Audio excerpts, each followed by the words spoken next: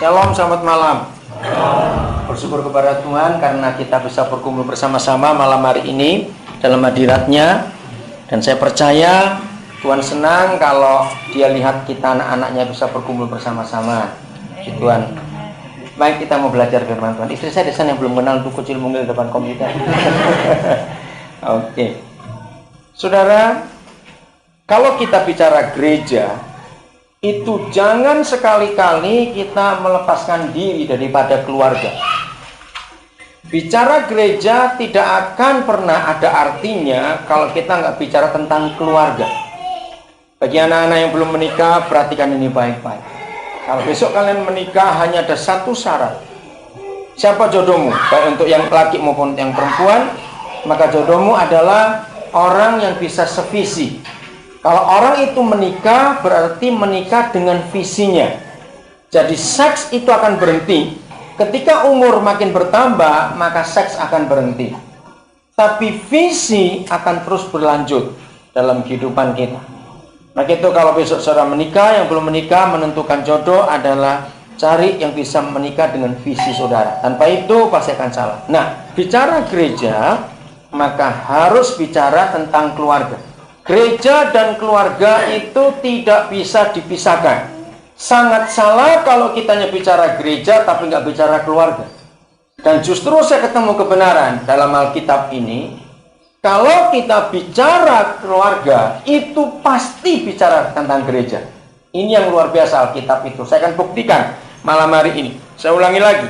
Kalau kita berbicara tentang gereja tanpa bicara tentang keluarga, itu salah. Sama seperti saudara punya uang yang warna hijau, berapa nilainya, berapa yang warna hijau itu uang Australia? 100, wih pinter semua. Oke. Nah, saudara punya uang 100-an, ya itu 2000 lembar. Wih, berapa banyak itu? Tapi gambarnya cuma separuh semua, yang separuh belum ada gambarnya. Jangan bilang saudara punya uang. Betul nggak? Nggak lengkap uang itu. Nah, bicara gereja tanpa menyebut keluarga, sama seperti itu. Berapa ribu lembar uang yang kita miliki, berarti tetap nggak akan utuh, uang itu nggak laku. Tapi kalau bicara keluarga, itu pasti bicara tentang gereja. Itu bedanya. Kenapa bisa begitu? Matius 18, kita lihat ayat ini. Saya percaya semua kita pasti sering mendengar ayat ini disebut, baik itu oleh pemimpin pujian, oleh pendeta, oleh siapa saja kalau mau mulai kebaktian, yaitu ayat yang ke-20. Coba perhatikan, betul? Saudara sering dengar orang menyebut ayat ini? Jawab ya atau tidak.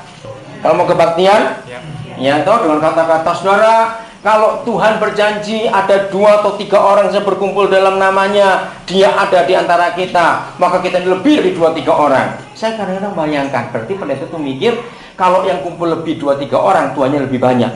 Apa begitu? Kan tidak. Justru kata 2 atau 3 orang ini, saudara, saya menemukan inilah keluarga. Kapan ayat ini saya mulai temukan dalam kebenaran ini? Tahun 79 atau 81, saya lupa di antara tahun itu. Ketika Tuhan membawa saya untuk menyelidiki justru ayat 19-nya. Ya, bukan ayat 20-nya dulu. Saya ketemu ini rasa masalah keluarga. Ayat 19-nya. Dikatakan, dan lagi Yesus berkata kepada kita, jika 2 orang daripadamu di dunia ini, 2 orang, luar biasa jumlahnya, sangat kecil, cuma 2 orang, sepakat, agree, make a covenant, itu terjemahan yang lain, meminta, minta apa? Kita bisa minta apa tawarannya? Apapun juga, maka permintaan mereka itu akan dikabulkan oleh Bapakku yang di surga. Saudara, gara-gara ayat ini yang membuat saya itu jadi bertanya, lalu rahasia tentang gereja dan keluarga itu terbuka. Coba renungkan. Manusia normal saja mendengar janji ini, itu mikir. Berani sekali Tuhan itu memberikan sebuah janji, memberikan sebuah hak. Pokoknya kalau ada 2 orang di dunia ini agree, make a covenant, itu semua sama. minta apapun juga. Surga pasti mabul. Ayo jujur, sekaya-kayanya saudara, lalu saudara punya anak 4, saya percaya saudara pun gak akan memberi hak kepada anak-anak saudara untuk mereka punya ATM dari saudara, lalu saudara berkata pakai semau-maumu. Mungkin nggak itu terjadi, papa goblok itu. Betul nggak? Lalu anak ini mau jadi apa nanti? Nggak dikasih duit pas saja rusak, kasih uang bebas-bebas, wah lebih gila lagi. Nah ini papa menjanjikan, pokoknya kalau ada 2 orang yang sepakat di bumi ini, minta apapun, surga pasti memberikan. Saya nggak bisa percaya, tapi saya percaya ini firman Tuhan. Tapi bagaimana cara kerjanya? Sampai suatu hari Roh Kudus menanyakan gini, kenapa sih Daniel kamu tuh sibuk ngurus tentang janjiku itu? Saya berkata, habis bapak saya nggak bisa percaya, bahaya ini. Saya berkata, jangan tersinggung saudara, bukankah kami ini semua mantan bajingan? Mungkin juga kita masih jadi bajingan, cuma nggak sadar saja. Betul, ngerti kata ini, kita ini semua orang jahat, betul nggak? Ayo, bisa nggak kita guna ini lalu minta yang aneh-aneh? Siapa jawab? Ya, bisa atau tidak? Bisa. Nah, karena saya sibuk dengan janji itu, ya, maka itu saya tuh tanya. Nah, tiba-tiba Roh Kudus berkata gini, Daniel, kenapa kamu pusing tentang janji itu? Lalu, kenapa kamu nggak tanya? Aku tidak memberikan itu pada semua orang. Ya memang, hanya ada 2 orang saja yang sepakat. Saya pernah mengalami dalam pelayanan, mengalami banyak kesulitan. Lalu saya sepakat dengan seorang anggota tim. Ini nggak dijawab itu. Pernah nggak seorang mengalami itu juga? Berkata 2 orang sepakat, tapi nggak dijawab juga. Nah, saya mulai mikir kalau gitu, ini siapa 2 orang ini? Nah, saudara, ketika dia bukakan itu, saya terperanjat dan luar biasa dasar. Tidak ada dan tidak boleh di dunia ini ada 2 orang yang sepakat, kecuali suami istri. Maka itu mengapa semua pernikahan harus ada vow? Tahu kata itu?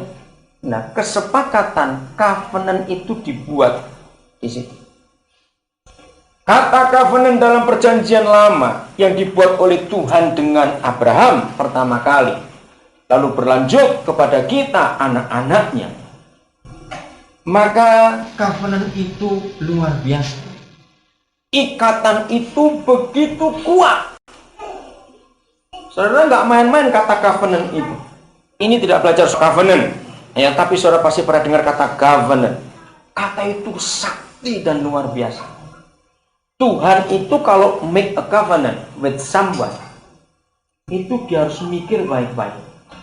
Sebab covenant itu nggak bisa dibatalkan oleh akibat dan penyebab apa saja. Nah, saudara lihat Israel sekarang. Sekurang-kurang ajarnya mereka, Tuhan nggak bisa hukum mereka. Karena sudah buat covenant dengan nenek moyang mereka. Bisa bayangkan? Saudara, tidak ada bangsa sejahat sekurang ajar Israel. Maka itu jangan sering-sering ke Israel. Nggak pernah pun nggak berdosa kok. Maka itu ketika ada pendeta yang menyuruh orang harus ke Israel, saya bilang ayatnya mana? Justru Israel itu jahat, itu bangsa sadisnya luar biasa. Ngeri Israel itu. Kalau kita lihat jujur secara fakta, mereka itu. Nah, tapi lihat papa kita yang nggak bisa batalkan janji. Maka itu satu-satunya buku di dunia ini. Satu-satunya buku. Yang hobi buku, saudara bisa lihat daftar di dunia ini sudah hampir ada 5 juta judul buku di dunia ini. Bukan 5 juta buku, judul. Dari hampir 5 juta judul buku itu hanya sebaik yang di dalamnya hanya ada satu pernyataan di Maleakhi 2:16, I hate divorce.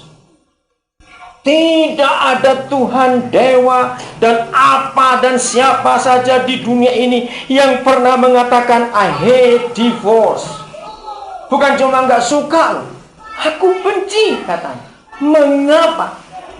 Maka itu kalau ada orang yang mau